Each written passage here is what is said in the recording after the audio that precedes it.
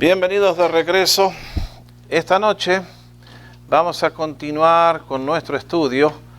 No hice un PowerPoint nuevo porque prácticamente no había ningún cambio.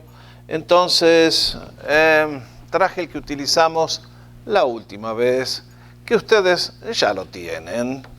Y repasamos muy rápidamente lo que... lo voy a poner en pantalla entera. Slideshow from beginning, sorry. Ticketing. Ahí está. Lo que ustedes ya conocen y ustedes y yo estuvimos viendo. Que nuestra Biblia está dividida, el Antiguo Testamento, básicamente en 4 secciones, de las cuales ya consideramos la ley con los 5 primeros libros de Moisés y luego los 12 libros históricos, y esta noche llegamos al último de ellos, el libro de Esther. En realidad, cuando estudiamos Nehemías, concluimos los libros históricos. Esther es un libro que cuenta algo, como les expliqué la última vez, que ocurrió durante la historia, el tiempo que tienen lugar los ministerios de Esdras y Esther, y Nehemías, perdón.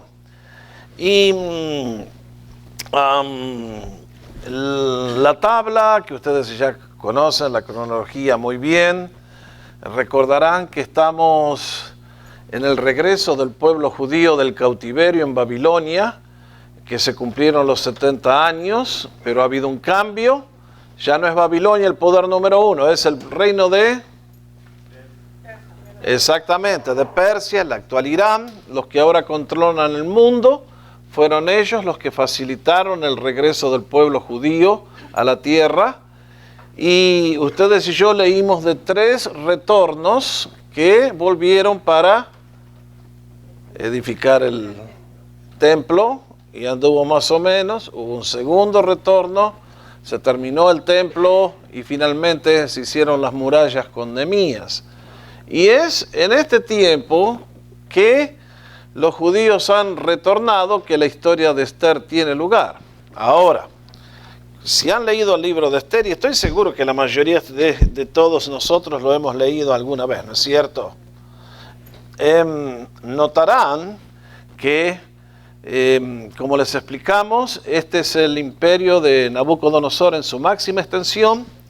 Fue reemplazado por el imperio de Persia, y como vamos a leer en el capítulo 1, Asuero gobernaba sobre 127 provincias, que nos dice que iban desde la India hasta Etiopía, acá abajo.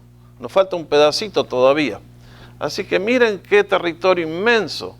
Ahora, cuando vemos, ¿es que todos los judíos regresaron a Palestina? No. La gran mayoría se quedó en la tierra donde habían sido llevados cautivos. Les estaba yendo muy bien financieramente, prosperando, y entonces solamente aquellos a quienes Dios movió el espíritu fue que regresaron.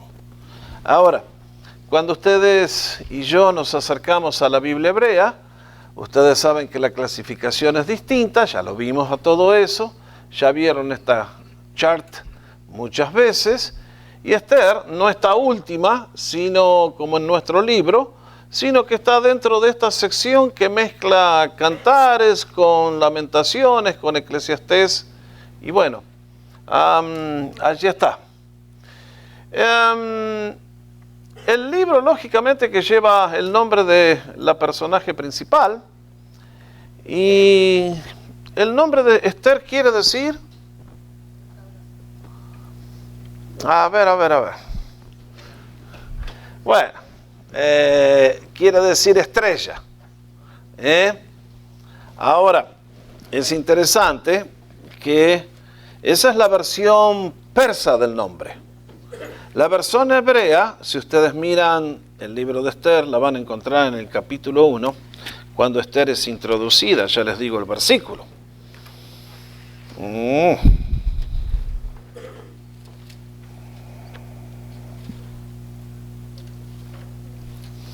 Capítulo 2, versículo 7. Allí está el nombre hebreo, que si ustedes agarran una Biblia hebrea va a estar con el nombre hebreo, no con el nombre persa. ¿Y cuál es el nombre persa? ¿Qué lío que estoy haciendo? Nos dice, y había criado a Adasa. Ese es el nombre hebreo. 2.7 nos da el nombre hebreo de Esther. Ahí estamos. De acuerdo. Entonces, lo ubicaron en esta sección y los judíos leen esos libros en cada uno de ellos en una fiesta distinta. Muy bien. Bueno, hasta aquí con los gráficos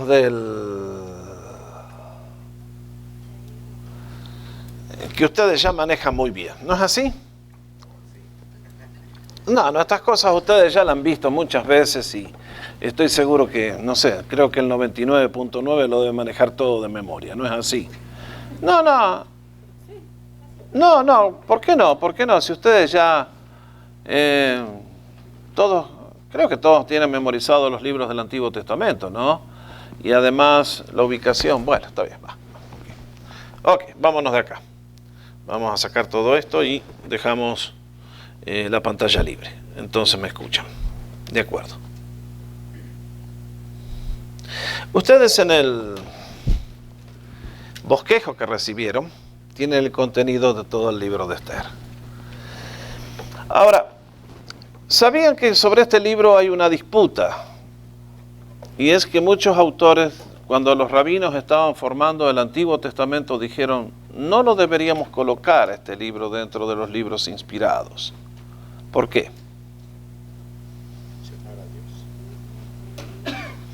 Correctamente, Marcos contestó, porque en todo el libro de Esther ustedes saben que no se nombra la palabra Dios. Eso es muy notable. Y entonces hubo gente que se fueron un poco al extremo. Nuestro gran héroe protestante, don Martín Lutero, dijo, ojalá este libro no hubiera sido escrito. Se ve que se le chispoteó fiero al Martín. Pero, sin embargo, aunque el nombre de Dios no se menciona, es impresionante como libro al tratar el tema de la providencia de Dios.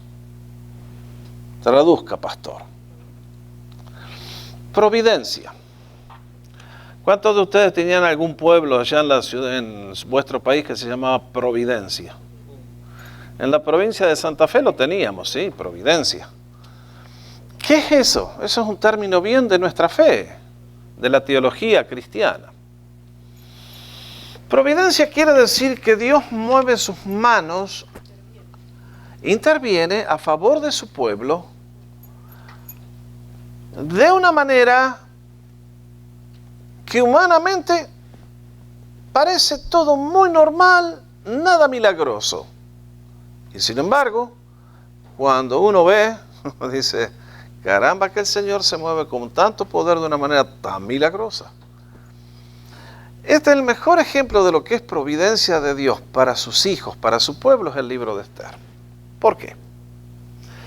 Porque cuando ustedes y yo leemos esta historia tan notable, vamos a ver que las cosas ocurren como ocurrirían en la vida nuestra todos los días. Nada especial, nada espectacular. Tal vez alguna casualidad por aquí, por allá, pero... Y sin embargo, a lo largo de todo el libro vemos la mano del Señor interviniendo para cuidar a su pueblo. Ahora, qué notable. Si ustedes han leído el libro, el propósito principal de la trama de Amán, ¿cuál era? Fuerte, Gary. Destruir al pueblo judío. Y uno se pregunta, ¿qué hizo de mal el pueblo judío que los tenían que masacrar?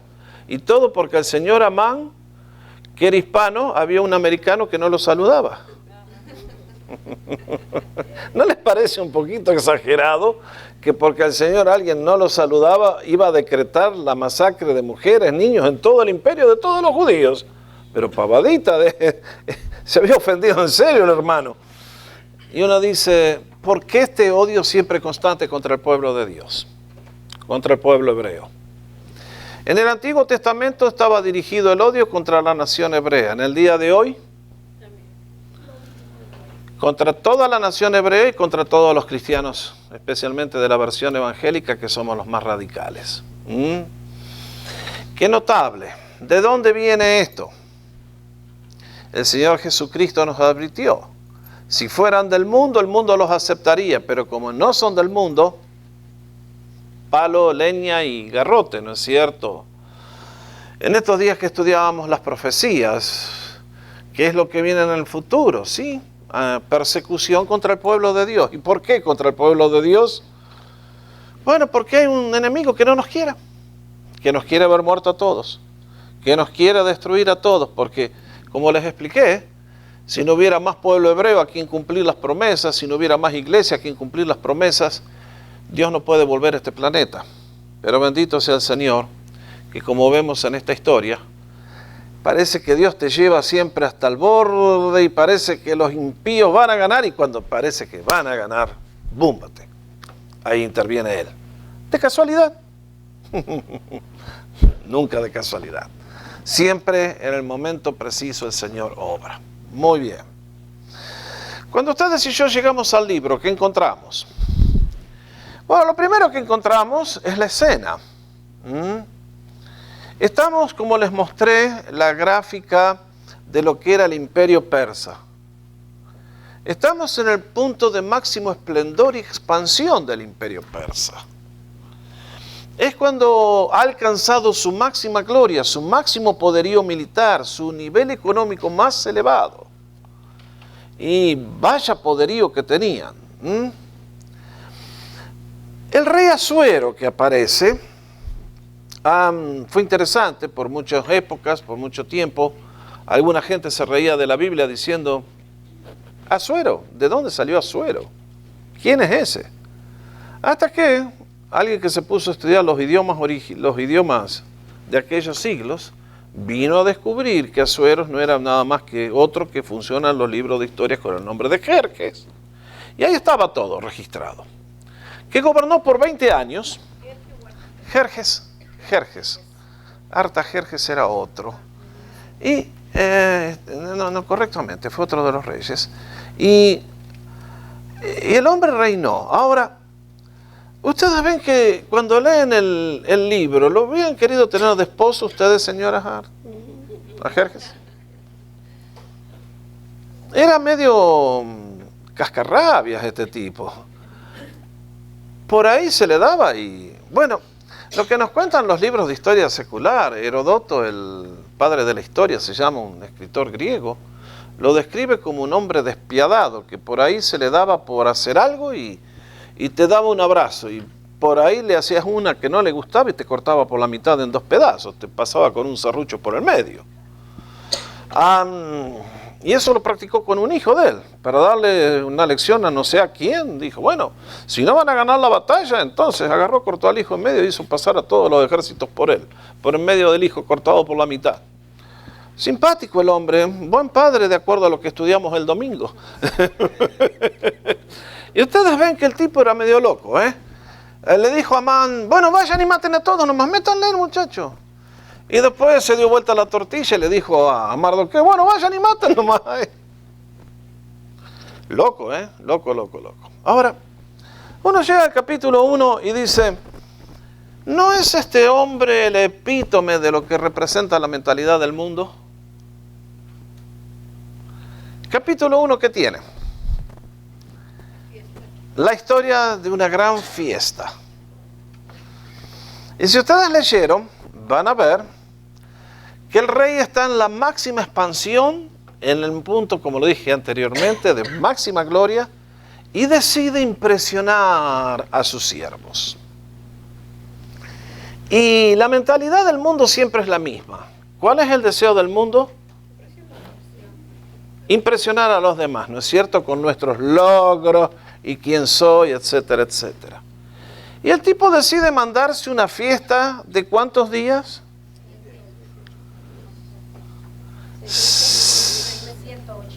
180 días, 6 meses. Creo que tendríamos que introducir eso en comunidad, ¿no les parecería bueno? ¿Se imaginan lo que habrá sido? ¿Cómo habrá sido eso? ¿Será que durante 180 días era pachanga todas las noches? ¿Cena libre? ¿Habrá sido los fines de semana? ¿Cómo habrá sido? Imagínense las mujeres un vestido nuevo todas las noches.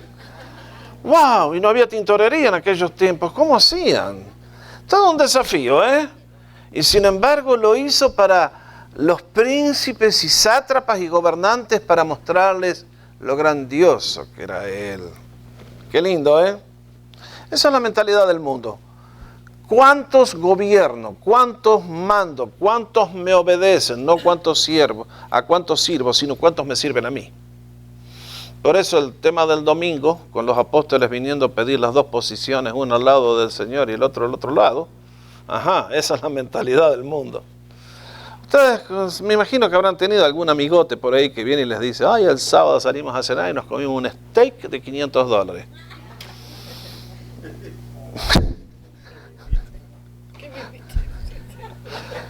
Y yo con $500 me voy a Ralph, ahí lo agarro a Saúl, le digo, che, tráeme unos steaks y como 2 meses con $500. ¿No es así? Bueno, pero ese es el mundo. Hay que impresionar al otro con el steak que me comí, el anillo que me compré. Y qué cosa, ¿no? Esa es la mentalidad del mundo. Yo les conté la historia, ¿no? De ver hasta dónde llega la fanfarronería. ¿Conocen el término? Sí. Se entiende, ¿no? Sí. Cuando estábamos en Texas y vinieron mis padres a visitarnos y les alquilamos un departamento a entrenar y toda la gente del Instituto Bíblico nos dieron todos los muebles para amueblarlo. Ellos venían por 6 meses, así que nos dieron todas las cosas, menos la cama de los abuelos. Y después de muchas decisiones decidimos alquilar una cama por 6 meses. Y nos fuimos a meter a, ¿cómo es esto? Arons. Estos que ven el cartel en el camión que pasa. Y nos fuimos a meter ahí. Encontramos muchas cosas que pensamos que era lógico, ¿no?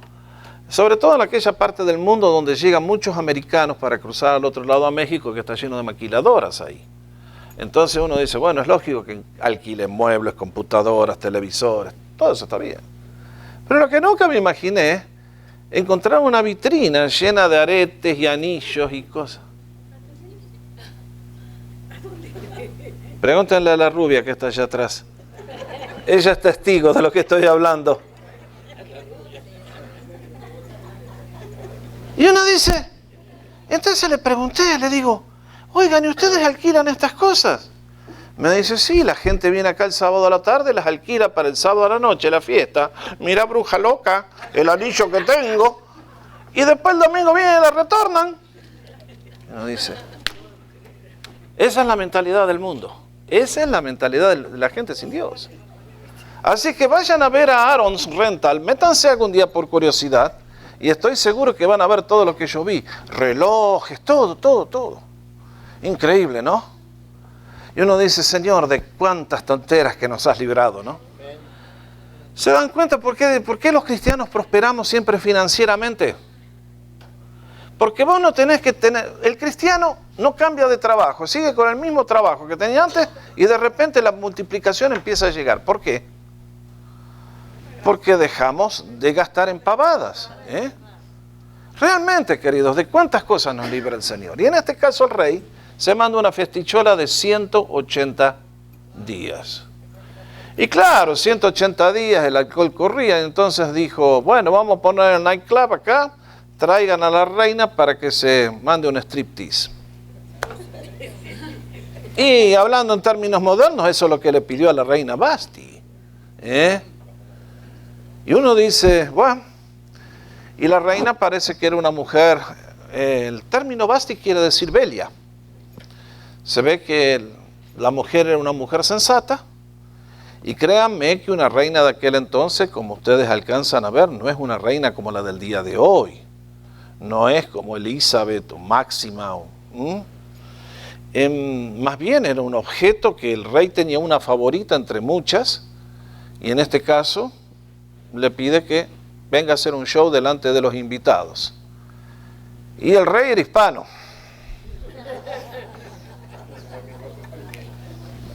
Porque la reina rehusó. Y entonces el ego del hombre se quedó herido, pobrecito. Y dijo, ¿qué hacemos con esta reina ahora? Y bueno, ustedes saben, leemos que vinieron los consejeros que eran hispanos también y le dijeron, Señor, si esto prospera, todos los maridos van a quedar desautorizados. Algunos se me están deprimiendo ya. Y uno dice, caramba, que suena actual la historia, compañeros. Dijeron, no, si esto va a engendrar una ola de rebelión en todos los hogares y el hombre no vamos a valer más nada. Entonces la destituyeron y realmente la chica perdió el trabajo, perdió, quién sabe qué le habrá pasado a Basti. Lo cierto es que cayó en desgracia y entonces desaparece de la historia. Y abre la puerta para que haya un concurso para ver Miss Universo, para que venga a ser la nueva esposa del rey. Y es ahí que ocurre lo que uno nunca se imagina, ¿no es cierto? Allí está Asuero, allí está Basti.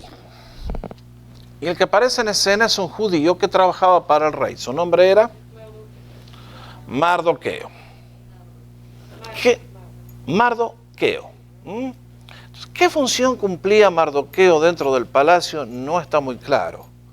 Pero si ustedes leen, van a ver que el hombre siempre estaba dentro del palacio y tenía acceso a áreas que alguien de afuera no podía. Y entonces, cuando Esther finalmente llega, él se ve que entra al palacio y todos los días nos dice qué pasaba, a ver cómo estaba Esther. Quiere decir que el hombre tenía una posición de influencia cerca del rey. ¿Cómo había llegado ahí? La Biblia no nos habla. Pero Esther ha perdido los dos padres y este tío la está criando. Y la chica debe haber sido muy bonita, indudablemente, para que cuando surgió la oportunidad, ¡bum!, ahí venga. Y no nos dice que Dios le dio gracia, pero halló gracia con los que le asignaron para que la cuide. Y finalmente, cuando llega el momento de todas las candidatas, el rey dice, "This is the one." Y Esther pasa a ser la nueva reina. Interesante. Una miembro de una nación extraña pasa a ocupar el primer lugar o el segundo lugar detrás del rey. O el más lugar, porque ya me imagino quién lo mandaba al rey, como en todas partes. Entonces, muy bien, allí está el primer paso. Pero fíjense que el pueblo judío tiene una desventaja siempre. Mardoqueo le dice a Esther, ojo, no le digas a nadie de qué raza, de qué nacionalidad sos. Porque sabía que tan pronto abriera la boca y dijera algo de eso, podía perder todo. Así que la chica obedece al tío, se queda callado. Y bueno, ustedes saben lo que pasó después. Empieza a moverse la trama. Y Mardoqueo un día escucha a dos de estos que trabajaban para el rey, que no les envidio el trabajo, porque para que no causaran un problema, les hacían un tratamiento con rayo láser y los dejaban inútiles.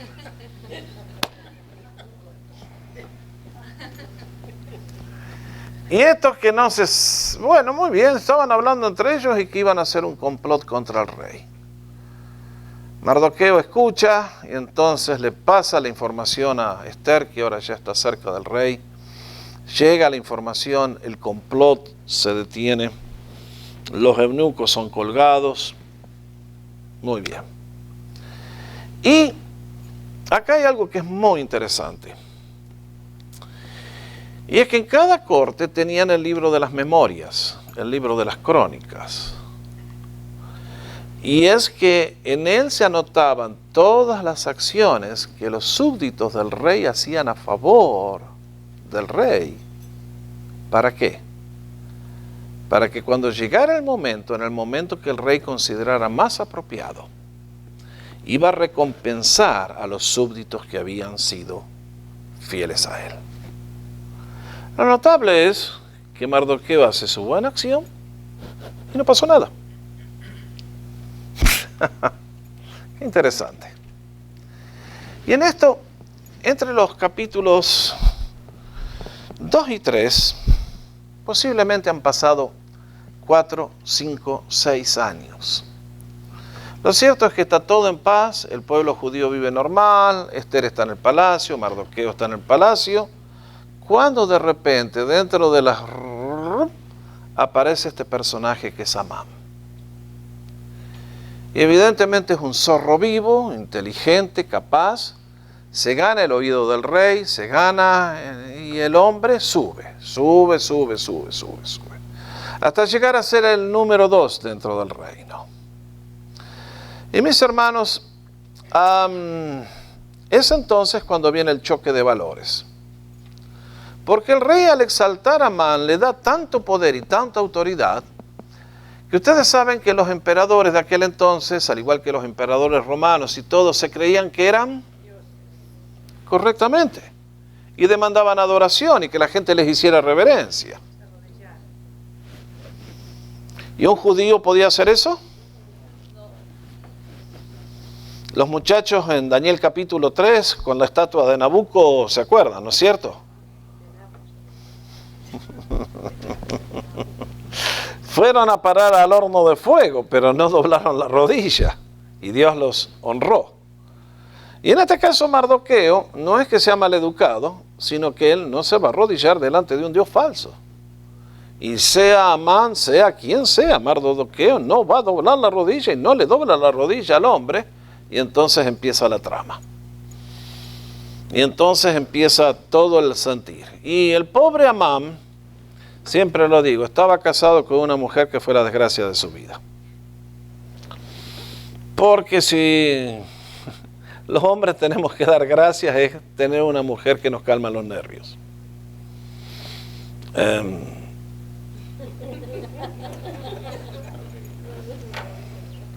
Los hombres somos todos mansos y suaves.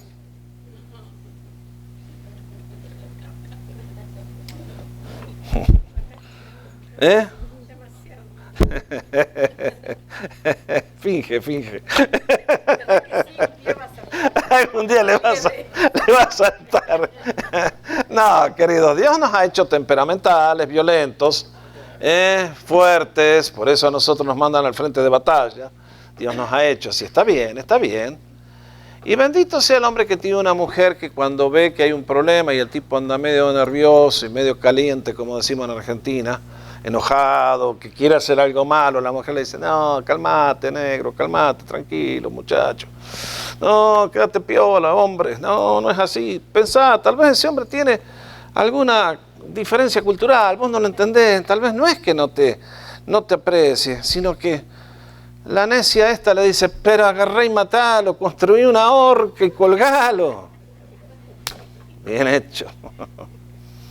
Y entonces el rey, el Amán ya se entusiasmó con la ayuda de su señora, va al rey y le pide pasar el decreto.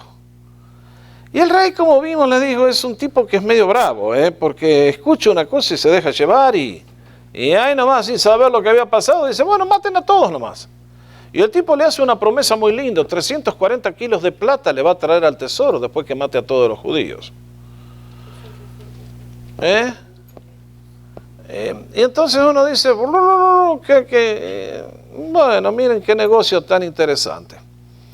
¿Ha cambiado la historia? Estamos en los mismos tiempos de antes, ¿no? El ser humano no evoluciona. Somos los mismos de siempre. Y en este caso uno dice, Señor, qué interesante. Vas a colocar a tu pueblo en la situación de angustia y en la situación imposible. Porque ese va a ser el milagro de mañana. Y ustedes saben, el sistema de FedEx funciona muy bien y de una punta del imperio a la otra corre la noticia tal día en el calendario hebreo, en el mes de Adar, es el 2 en diciembre, el día tal, feliz Navidad, los matamos a todos. Y bueno, y la fecha se puso. Y cuando el rey firmaba, pues se podía echar de vuelta para atrás la cosa. No way. Entonces ustedes conocen la historia. Mardoqueo se entera, le pasa la noticia a Esther. Y eso nos da una idea de cómo funcionaba el sistema, Porque nosotros pensamos, tal vez Esther vivía en el mismo lugar con el rey. No, ella estaba con las doncellas, con las mujeres que venían a estar con el rey cuando el rey la llamaba. Por eso lo dicen, hace un mes que no me llama el rey. Y de acuerdo a la ley, ustedes leen que el rey, si alguien se metía en el palacio, era sinónimo de que no sé qué podía estar mal, y el rey podía ordenar la muerte instantánea de esa persona. Entonces dependía de que el rey le extienda su cetro y le diga bienvenida, ¿qué te pasa? Bueno, es en esos momentos cuando creo que está el corazón del libro. Cuando Mardoqueo viene a Esther y le dice, mira, no pienses que tú por ser la reina te vas a escapar de la matanza. Esto va contra todos. Amán no deja un solo judío vivo, así que tú no te vas a escapar. Segundo dice, si tú no actúas, ayuda va a venir. Y qué lástima que no puso el nombre de Dios, porque dice ayuda va a venir. ¿De dónde? No dijo. Pero dice, ¿quién no te dice que has sido llamada justamente para esta hora? Y esta frase a mí me impacta, muchachos y chicas, porque no es casualidad que en los planes de Dios Esther estaba en ese lugar, justo en el preciso lugar, a la hora justa, y lo mismo me dice de ustedes y de mí en este momento de la historia. ¿Por qué estamos acá esta noche?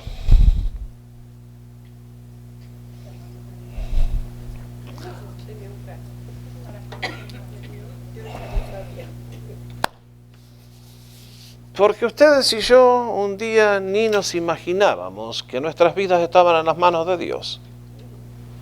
Y planeamos, me voy para allá, me voy para acá, y el Señor movió todo. Y uno dice, es la mano de Dios siempre. Ahora que le conocemos, tenemos la fe para reconocerlo y podemos ver eso. Y uno dice,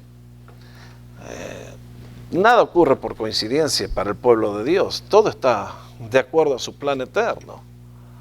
Y eso es lo que a ustedes y a mí nos debe dar una seguridad absoluta en la vida, compañeros. De que nuestro Dios controla todo y Él sabe todo. Y por eso nos acercamos a Él con confidencia a la hora de orar, sabiendo que el Señor controla todo y que tiene la respuesta antes que se la pidamos.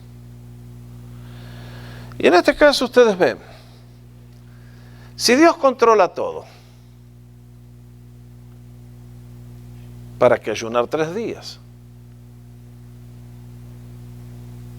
Porque Esther dice, manden, yo me voy a arriesgar, porque el rey en una de esas me manda a matar, pero antes que mande, que cruce el patio y me arriesgue la vida, pídanle a todo el pueblo hebreo que ayune por 3 días. ¿Por qué el ayuno? ¿Qué diferencia es el ayuno?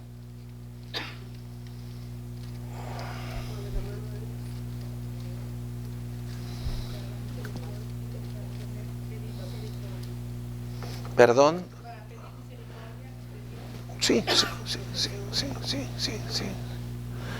Queridos, miren, nosotros creo que el Señor nos permite de tanto en tanto pasar estas pruebas para formarnos a nosotros en estos hábitos, ¿no es así?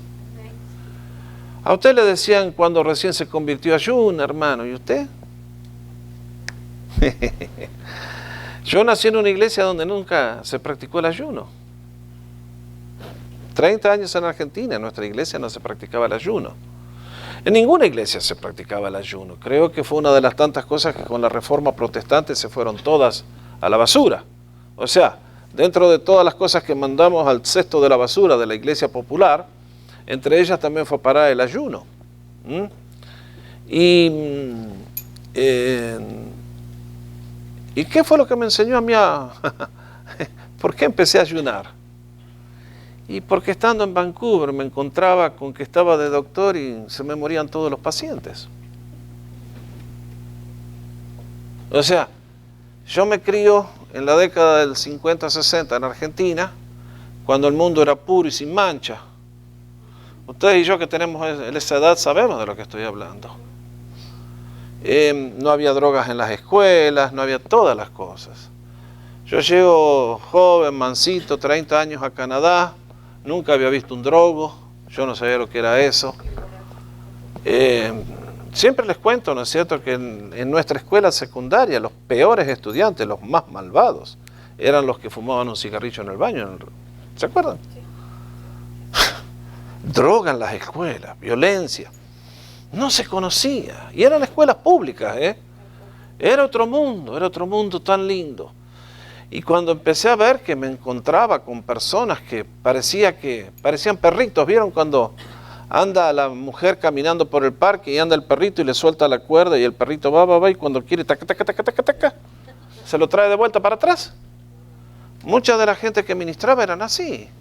Yo les enseñaba lo que sabía, les enseñaba el plan de salvación, aceptaban al Señor, pero a los 6 meses, taca, taca, taca, taca, taca, una soguita invisible me los llevaba de vuelta para atrás.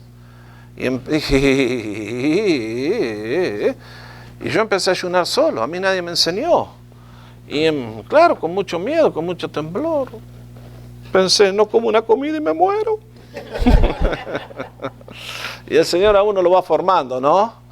Y junto con el ayuno empezaron a venir las cosas que nadie me había enseñado. Que hay un mundo espiritual muy fuerte que está trabajando y la única manera que lo podemos destrozar es con el ayuno. Y entonces el Señor a uno le va mostrando, pero qué coincidencia, si lo primero que hizo el Señor después de bautizarse fue 40 días de ayuno, y nadie me enseñó eso, ahora lo veía. Entonces, hermanos, eso es un arma de guerra, y yo sé que el Señor le iba a dar la victoria al pueblo judío, no iba a permitir que sea destruido, pero qué lindo debe ser para el Señor ver que nosotros actuamos y, bueno, que le creemos y empezamos a ser sus colaboradores, es decir, Señor, vamos a luchar junto contigo. Y empezamos a correr al diablo y lo sacamos y lo derrotamos en el nombre de Jesús. Por tanto, compañeros de milicia, no le tengamos miedo al ayuno. Cuando esté en situaciones imposibles, no le anuncie a nadie, simplemente como el Señor nos enseñó. Métete en tu cuarto, no le cuentes a nadie, afeitate bien, ponete lindo y ayuná delante de tu Padre que ve en lo secreto y tu Padre te va a recompensar. Y en este caso Esther sabe que acá hay algo que es muy superior a lo que ella humanamente podía hacer y pide el ayuno. Y otra vez las casualidades, ¿no? La providencia de Dios. La noche antes que se ejecute el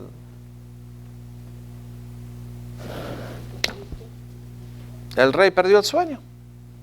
¡Qué coincidencia!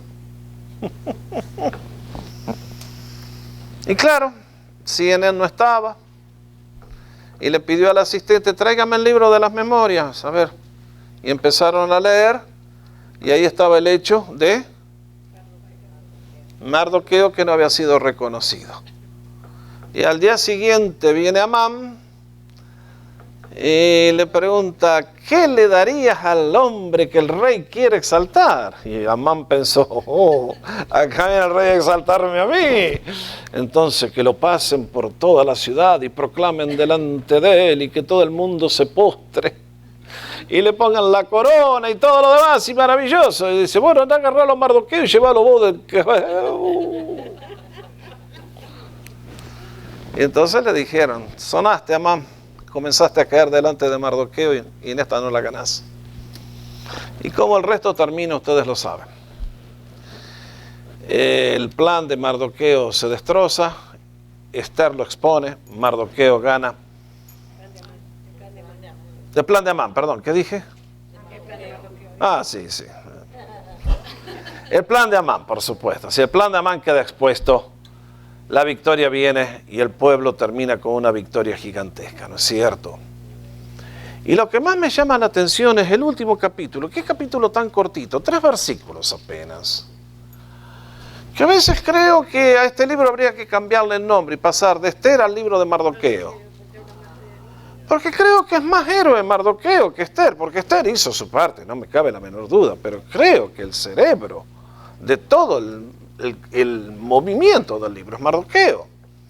Y ustedes y yo leemos los últimos 3 versículos. ¿Y qué leemos de este hombre? Bueno, vean ustedes. El rey Asuero impuso tributos sobre la tierra y hasta las costas del mar. Pero qué cosa, ¿eh? No nos escapamos de los taxes en ninguna época. Y todos los hechos de su poder y autoridad y el relato sobre la grandeza de Mardoqueo con que el rey le engrandeció, no está escrito en el libro de las crónicas de los reyes de Media y de Persia. Ahí está todo registrado. Pero lo que más me interesa es el último. Porque Mardoqueo el judío fue el segundo después del rey Asuero, y grande entre los judíos, y estimado por la multitud de sus hermanos. ¿Por qué?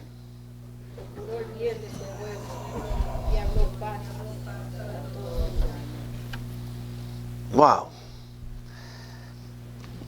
Cuando estaba estudiando esto me di cuenta de algo que no había visto. A mí siempre me llamó la atención cómo Dios gobierna el mundo a través de sus siervos, pero nunca desde el lugar número 1, sino siempre desde el lugar número 2. ¿Se acuerdan la historia de José? ¿Fue el número 1? No. ¿Pero quién gobernaba el mundo entero? José. En el caso de Daniel y Nabu, ¿quién era el número 1? ¿Pero quién gobernaba el mundo? Daniel. Y ahora otra vez, en el imperio más poderoso del mundo, ¿quién gobierna? Mardoqueo. ¿Qué tal? La vez pasada, cuando estaba en Honduras, este era el tema que les estaba predicando allá. Porque les decía, hermanos, oren que el Señor levante entre ustedes jóvenes que puedan ser de influencia para esta nación. Y usted va a decir, pastor, lo que usted va a decir es, ya entendemos por qué lo dice. Pero lo que les decía es esto: oren para que Dios levante abogados cristianos.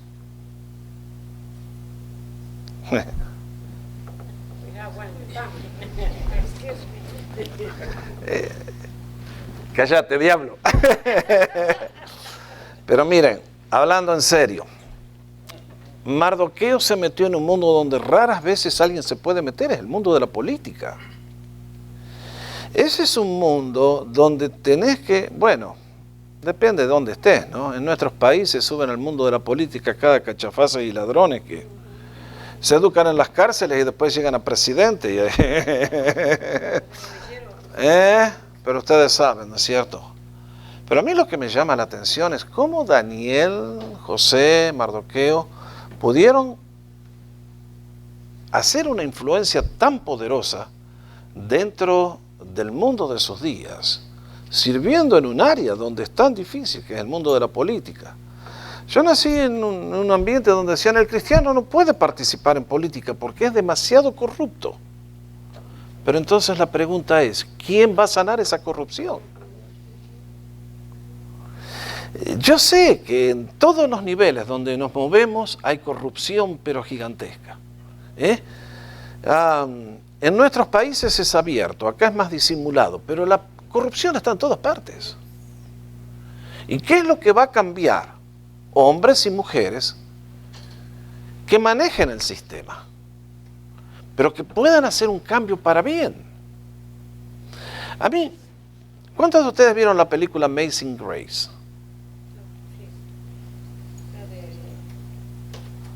Ok. Si la pueden conseguir, se las recomiendo a todos que la vean. Deben... Suni el domingo se las muestran.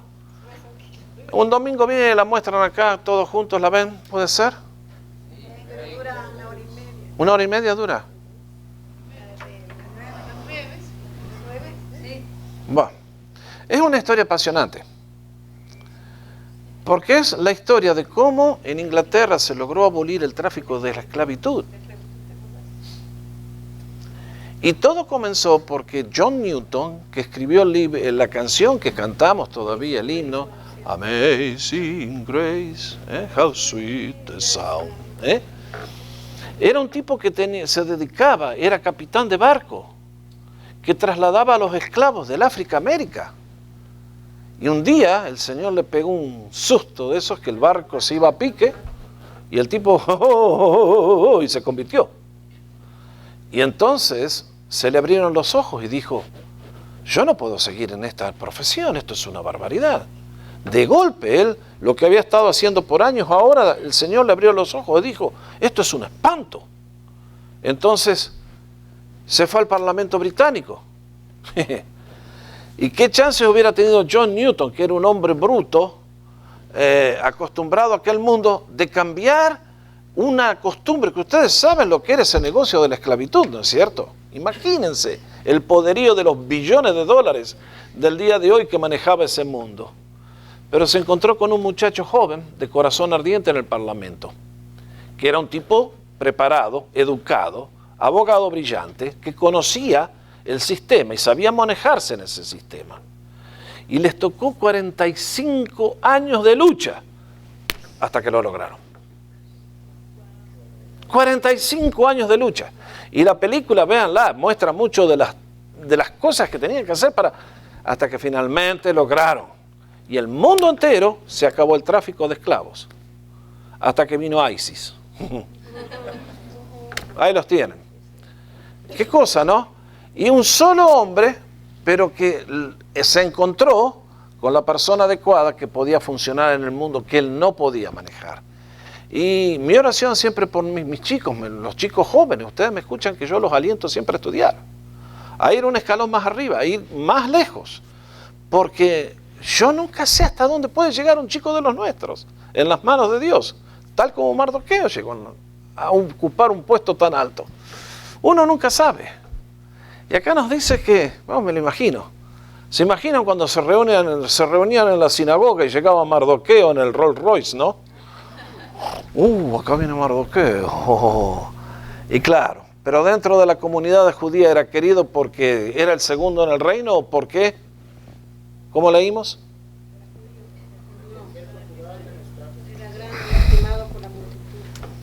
Porque procuró el bienestar de su pueblo. Qué cosa, ¿no? Y compañeros, con este libro se cierran los libros históricos. Y uno dice, acá hay un pueblo que está bajo castigo y al mismo tiempo está siendo protegido. Los judíos no ven a Dios, pero Dios los ve a ellos. Y uno dice, Señor, tu providencia, tu cuidado. Y uno lee el libro de Esther y lo lee y uno dice, Señor, qué tremendo que eres tú. Y bueno, ¿qué les puedo decir? Ahí en el bosquejo tienen el análisis del libro, lo pueden leer en su casa. Les recomiendo que disfruten la lectura de este libro.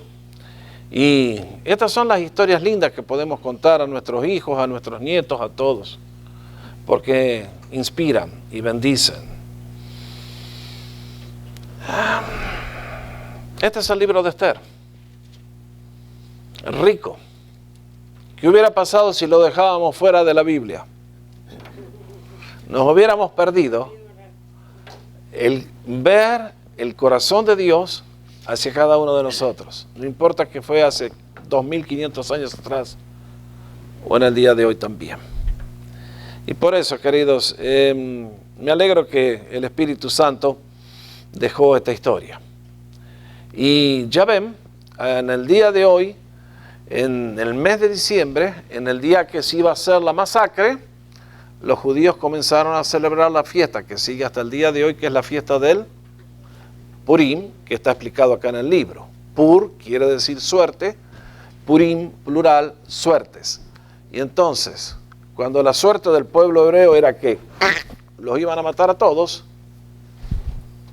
por el poder de Dios se dio vuelta todo y ahora ellos quedaron arriba y los enemigos perdieron en grande. Entonces, este es el libro de Esther, compañeros. Cerramos los libros históricos. La semana que viene empezamos con los libros poéticos. Y les voy a pedir una vez más, para los que llegaron tarde, si pueden leer Job en anticipo para la clase que viene, aunque por momentos la trama es escabrosa, es difícil de seguir, los diálogos son complicados. Si vienen con el libro leído, la lección les va a ayudar a comprender mejor qué es todo lo que está pasando. ¿Les parece bien?